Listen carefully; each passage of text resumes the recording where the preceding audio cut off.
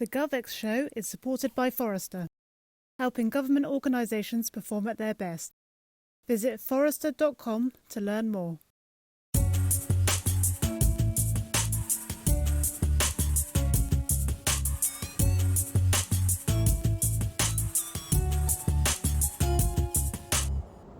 Hello again and welcome to another episode of the GovX show. I'm Tim Coulthard, Community Director here at GovX Digital. You join me once again in the great outdoors of rural Essex on a nice summer's day as I enjoy my lunchtime stroll. And joining me for a conversation in this episode will be Matt Prosser, who is the Chief Executive of Dorset Council. Beautiful part of the world on the south coast in England, but also a place where there's lots of innovation happening.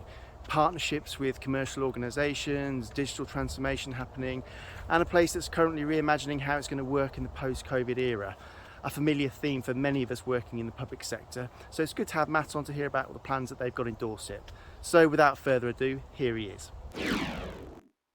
So Matt, welcome to the GovX show. It's great to have you join us today. Thank you. Nice to be with you, Tim.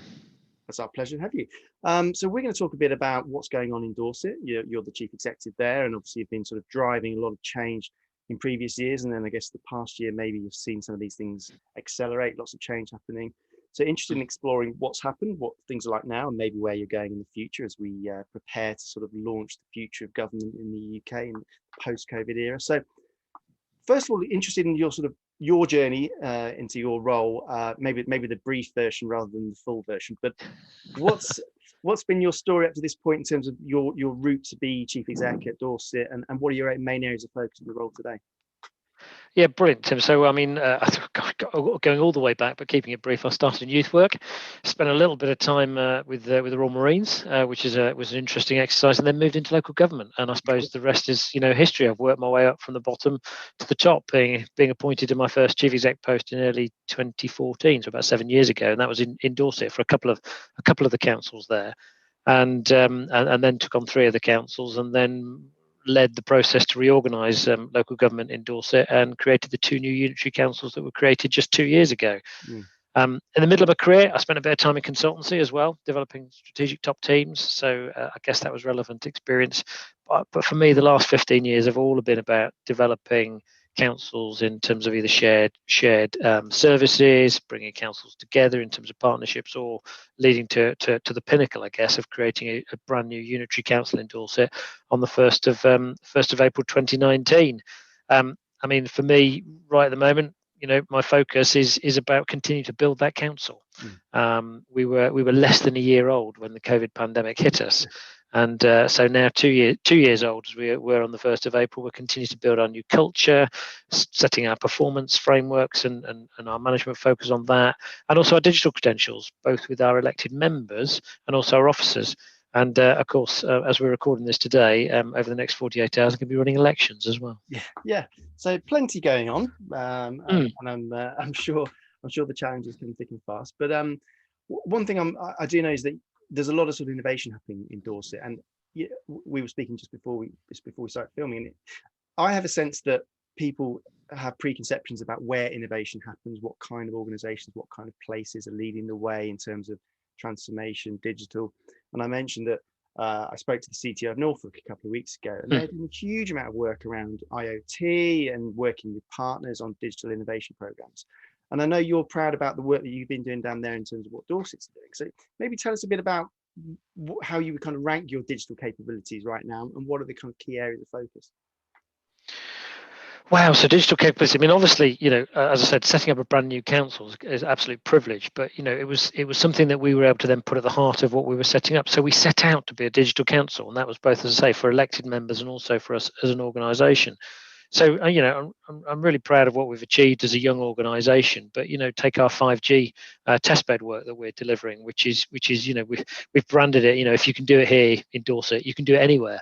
Yeah. In terms of what we're seeking to do in a rural environment. But I mean, we're partnered with some of the largest global companies, from Qualcomm to Vodafone. Just really trialing some innovative, cutting-edge stuff here in rural Dorset, which is fantastic. Working with our colleagues in the MOD around our battle lab development, which is also really, really important that we're creating the right environment. But it's, I guess, for me, it was about creating a council with a can-do approach. And that's what we have, and that's what we're developing. And as part of that, wanting to bring innovation, digital, and the skills, new ideas, but with customers firmly at the heart. Because at the end of the day, I can't escape from the fact that we're here to serve the 378,000 residents of Dorset, and that's the most important thing. Absolutely. And there may be people from other organisations, local government around the UK, listening on, thinking, well, we'd like a bit of that. We'd like to be innovative and fast moving and be able to try stuff. So I guess this might be a sort of slight intangible, but it might be some clear sort of drives. Where does that innovative spirit come from? I mean, how do you instill it and you create that in your teams where people are prepared to try new things and innovate? Well, I talked a little bit about that rural 5G testbed, which is really important. But for me, one of the bedrocks of our transformation, digital or not, is actually based around our culture. And we're investing in that. So it's really important that our processes and our procedures support the sort of the positive workplace culture that we want to create, the digital space. For example, our recruitment process for senior staff include digital behaviours and skills. Okay. I'm often quoted, why in the 21st century would I employ somebody without those skills? You just wouldn't do it. But it's also important that we've invested in opportunities and champions for all of our workforce, allowing those who've been in the workforce, for a longer time to develop their digital skills and knowledge. And that, I think, is contributing to that ability to be innovative and to drive new thinking and to lift the lid off the organisation. And one of the things that the global pandemic has definitely said to us is, we can do whatever we put our mind to. So the challenge is, what do we put our mind to? So we're just using our knowledge to make things better. We've got our transformation hub, which we use, just using Power BI and Teams at the center of it, which is the software we use, gives us a central repository of all of our information at our fingertips so we can track all our transformation projects and ensure they're delivering. That's a £9.6 million project for us, which is really, really important. It pulls through the data, it creates automatic reports. It just frees up my colleagues to be able to invest time in actual delivery and not, say, writing boring old reports. But those boring old reports are really important for tracking stuff, but we're making it as simple as possible and using that digital technology at the heart of everything that we do. Yeah, and we're hearing that from other conversations as well, that it's not about sort of, automation or, cutting headcount via automation. It's actually about, well, let's free up time for our teams to deliver value, to deliver impact, as opposed to, whether that's paper-based processes or completing admin tasks that can now be automated, or you can have a sort of digital interface for customers. And is that an approach that you're seeing as well? Yeah, absolutely. I mean, I doubt there's any council in this land where colleagues are sitting there going, do you know what, I'm bored, I've not got enough to do. Most of my colleagues are delivering more hours in the week than they're contracted to deliver. And most of the time that we talk about it in terms of how we want to do better things for the customers, it comes back to time. And so if I can automate those simple tasks, if I can make those things easier, I can enable my colleagues to have the time to spend with some of the most vulnerable in society, for whom digital access is perhaps not the mainstay of their thinking. It may be that we can bring in digital techniques and tools to support those who care for them. It may be that we're putting digital applications into their home to enable them to live an independent life. But it may be that actually real people need to deliver that. So yeah, it's not about, efficiency is never just about headcount and cost saving. If it reduces cost at the back end, then that's great. I'm really pleased with that. But actually it's about the customer being at the heart of our design, about the heart of what we're delivering, and making sure we're doing the very best for the residents of Dorset. Yeah, absolutely. One day I'll have one of these conversations where we don't have to mention the C word and the past year, but inevitably it's still on the agenda, because even as we move forward, the past year can't be ignored, and there's a lot of changes that happen.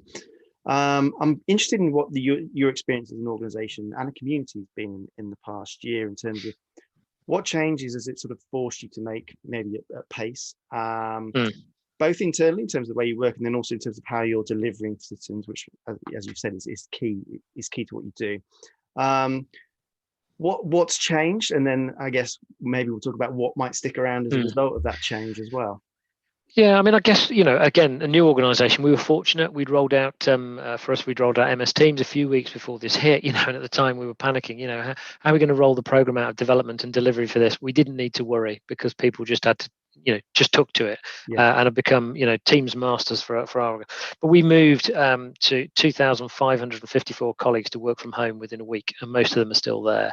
So overnight, moving into that virtual world, huge benefits in supporting the development of our culture, our one team ethos. As you know, we've created teams at pace in a virtual environment, with many of them never actually met individuals they're working with face to face.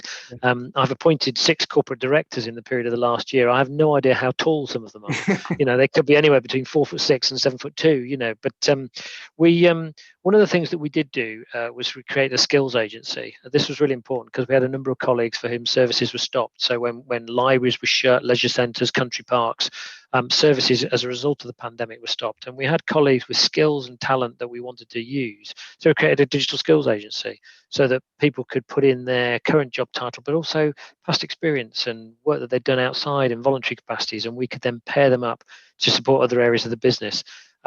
It wasn't easy. It took us a bit of time. And I think looking at the external environment, we also took time right at the front end to partner with our volunteer sector colleagues and said, look, we want you to deliver this aspect of support to our community because we think this is going to go on longer than just 3 weeks. And that really did pay off. So we put in place support in terms of program management, project management, tech support, equipment, in order that our volunteer sector could be set up to deliver for the future. And that's one of the things I think will pay dividends for us going forwards past that. And as I say, in terms of delivering for our customers, we massively enhanced our customer call centres, who are all working from home. We had colleagues from tourism, libraries, leisure centres, and say working hand in glove with our voluntary sector. Because at one point we had 18,000 residents who were clinically extremely vulnerable. Wow. and shielding, and we made sure we were calling them every week.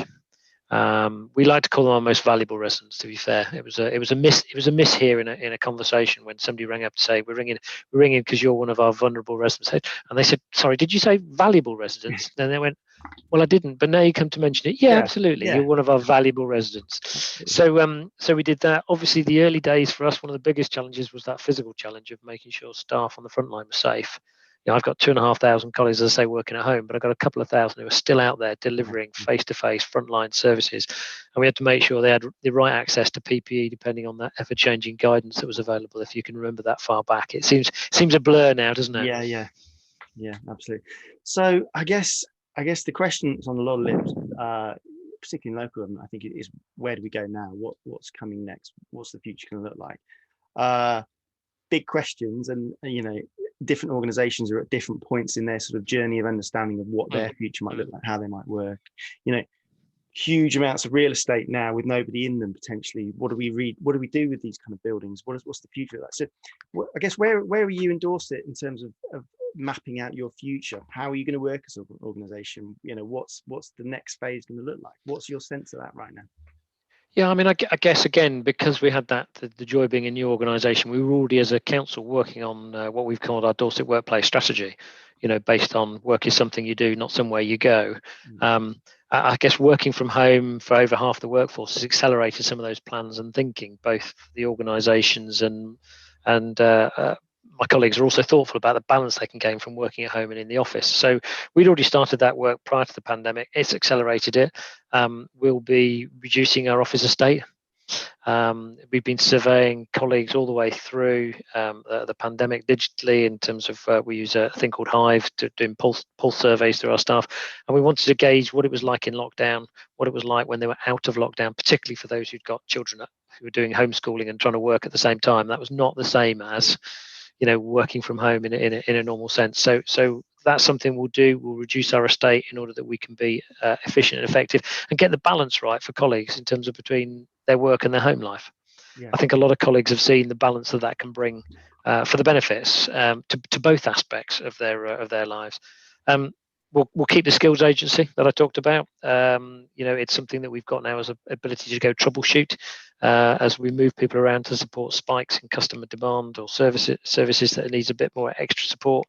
You know, we have doubled our turnover financially in a year. So our net budget last year was 304 million, and we've had just shy of that in government grant and support to pay out to our businesses and residents and communities, just to show you the scale of that. So we've had to put extra people into our teams who are delivering those grants and support. So it's been an eye opener, I think, also for colleagues working in those virtual teams where We're a new organisation. We deliver something like 450 different services.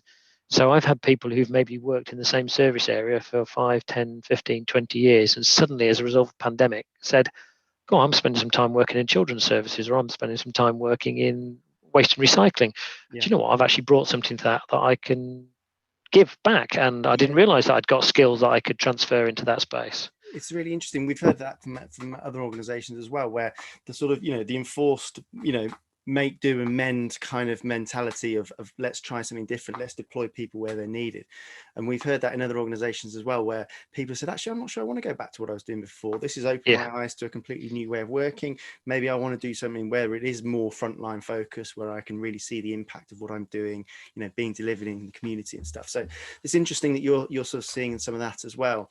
And in that sort of community piece, I'm interested in understanding a bit more about how the community and economy in Dorset have been impacted, and I guess how your focus as an organisation in terms of that building back.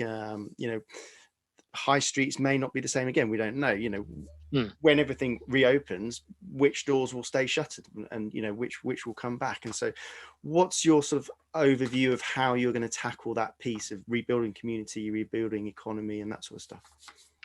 I mean, it's a really good question, and obviously, Dorset has got a mixed and varied economy. We had the 5th largest amount of grant from government to supply to our businesses, which just shows you the sort of the breadth and variety of businesses that we have across Dorset, from global brands that exist here through to local independents. And we've got many businesses that closed during lockdowns, who won't reopen. I have to say, probably many of them, their business plans were fairly vulnerable prior to the pandemic, so that was exposed in that piece. We've also got those who've really thrived. I've got a business just up the road from me here, which a florist. You'd think a florist during a national lockdown would have gone to the wall. Actually, what they did was they developed a new product called baked bouquets. There you go, something I didn't think I'd ever be quoted saying. It got picked up by some really big names on Instagram, and they've actually trebled their workforce during the pandemic and have moved to a completely online business. In fact, they've just moved out of their florist shop because they can't cope. They needed a bigger premise, so they've benefited. So we're looking to support those who have thrived through the pandemic so that they can grow. We're also looking to make sure that those businesses still are viable in a non-pandemic world, that they've got the right support so that they can build back. You're right, the high street is going to be reshaped. We've lost some major brands from some of our high streets, and we've got to We're thinking about that. But I think Dorset is heavily predominated with the tourism industry. So we've invested a significant amount of money this year on our tourism offer, helping both the visitors to Dorset to have a good time, but also to respect our locals as well.